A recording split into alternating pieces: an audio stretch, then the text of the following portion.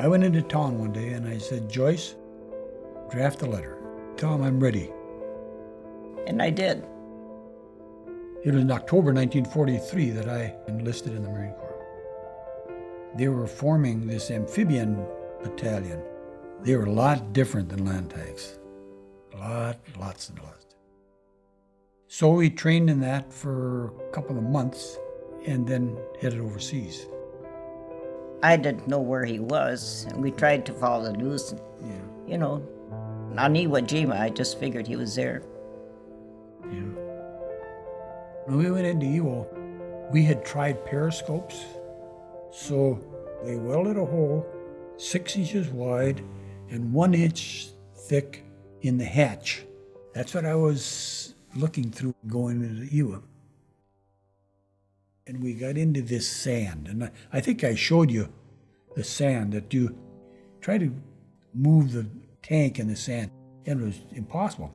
We ended up, turned around, and we floated that whole night. And we were firing into the caves on Mount Suribachi. So that's what we did the first night.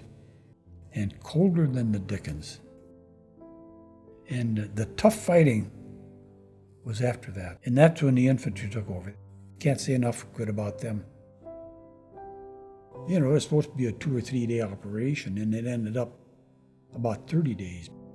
I think we were the first ones on and the first ones off. We all felt an obligation to serve in this. I had a deferment, and I was milking cows, and I thought, that's not what I should be doing. I chose a job in a defense plant, and they made radio receivers. And nobody minded the fact that they didn't have meat. Gas, rationing, yeah. It was a volunteer effort.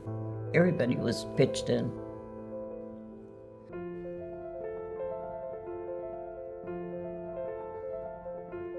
You'd have never got me to talk like this one. I've heard more in the last few months than I've ever heard. Yeah.